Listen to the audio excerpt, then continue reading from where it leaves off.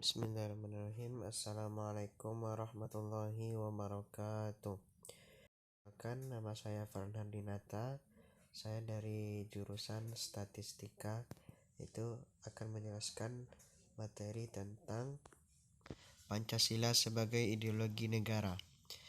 Di mana ideologi ini merupakan gabungan dari bahasa Yunani yaitu ideos dan logos yang berarti tujuan, cita-cita, sudut pandang, dan pemikiran dan pengetahuan. Ideologi merupakan seperangkat ide atau keyakinan yang menentukan cara pandang seseorang untuk mencapai tujuan dengan berdasar kepada pengetahuan. Makna ideologi Pancasila yaitu nilai-nilai yang terkandung dalam Pancasila menjadi cita-cita yang hendak dicapai menjadi pedoman hidup dalam penyelenggaraan bernegara. Yang kedua yaitu Pancasila disepakati bersama dan digunakan sebagai prinsip yang dipegang teguh dan menjadi sarana pemersatu bangsa Indonesia. Kemudian yaitu fungsi ideologi Pancasila. Yang pertama, sarana pemersatu bangsa Indonesia. Yang kedua, membimbing dan mengarahkan bangsa Indonesia untuk mencapai tujuan. Yang ketiga, memberi motivasi untuk menjaga dan memajukan jati diri bangsa Indonesia. Yang keempat, yaitu menunjukkan jalan serta mengawasi dalam upaya mewujudkan cita-cita yang terkandung dalam Pancasila. Yang kelima, itu menjadi pedoman hidup bangsa Indonesia untuk menjaga keutuhan negara. Dan yang terakhir, yaitu menumbuhkan jiwa nasionalisme dan patriotisme. Pancasila dan ideologi dunia. Salah satu ideologi yang ada yaitu ideologi komunisme. Ideologi komunis muncul akibat reaksi terhadap ideologi kapitalisme yang cenderung mementingkan diri sendiri serta menindas para petani dan buruh. Ideologi ini pertama kali muncul pada tanggal 21 Februari tahun 1848 yang dicetuskan oleh Karl Marx dan Friedrich Engels yang didasarkan adanya kesenjangan ekonomi yang terjadi pada saat itu. Salah satu kelebihan ideologi ini yaitu memiliki tujuan tercapainya masyarakat yang makmur dan tanpa kelas sosial, yaitu dengan menganggap semua orang itu sama atau sama rata, sama rasa, dan mengajarkan teori pertentangan kelas, misalnya kaum buruh melawan tuan tanah. Contohnya di Cina, itu negara dengan jumlah penduduk terbanyak. Jarang sekali terdengar berita bahwa Cina menderita kelaparan atau krisis ekonomi karena kaum komunis di sana mampu memenuhi kebutuhan rakyat dan kesejahteraan rakyat. Namun, ideologi ini juga memiliki kelemahan yaitu bersifat ateis. Walaupun banyak orang yang beragama yang memilih komunis sebagai ideologinya, sehingga membuat norma-norma hidup tidak diatur oleh agama ini disebabkan karena paham komunis menganggap sama rata sama rasa, yang menganggap semua orang itu sama, sehingga banyak yang menyimpulkan bahwa orang yang menganut ideologi ini tidak memiliki agama. Kemudian Pancasila dalam pandangan agama.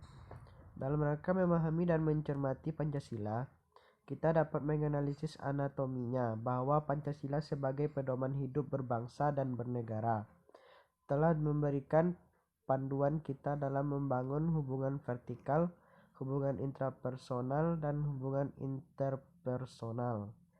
Hubungan vertikal digambarkan dengan sila pertama, hubungan intrapersonal digambarkan dengan sila kedua, sedangkan hubungan interpersonal digambarkan dengan sila ketiga, sila keempat, dan sila kelima.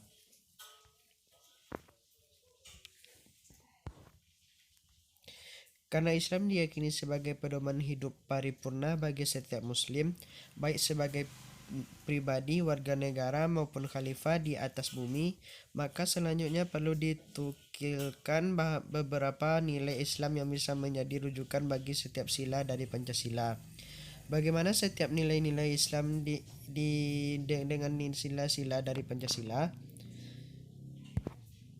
Yang pertama yaitu ketuhanan yang Maha Esa. Artinya bahwa kita meyakini dan mempercayai bahwa Tuhan itu Maha Esa.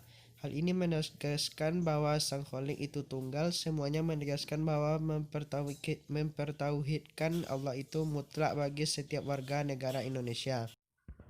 Kemudian yang kedua, sila kemanusiaan yang adil dan beradab.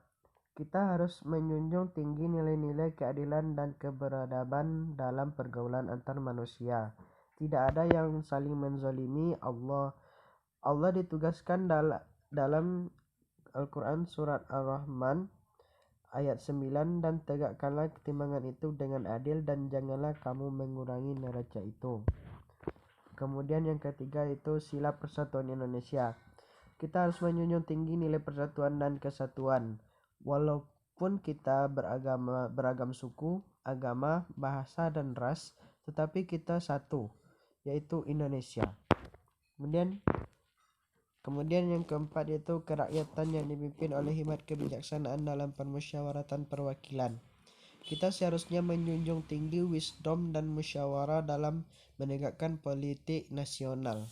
Hal ini sejalan dengan Islam yang tertuang dalam Al-Quran surat An-Nahl ayat 125 yang artinya, serulah itu kepada manusia kepada jalan Tuhanmu dengan hikmah dan pelajaran yang baik, dan bantalah mereka dengan cara yang baik.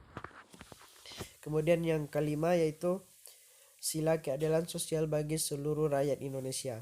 Kita bertanggung jawab untuk bersama-sama menegakkan keadilan dalam kehidupan sosial dan tidak ada diskriminasi atau privilege. Rumusan ini sebenarnya merujuk pada Al-Quran surat An-Nahl ayat 90 yang artinya itu, sesungguhnya Allah menyuruh kamu berlaku adil dan berbuat kebajikan. Itulah yang dapat saya sampaikan. Lebih dan kurang saya mohon maaf. Wabillahi taufiq wal hidayah. Wassalamualaikum warahmatullahi wabarakatuh.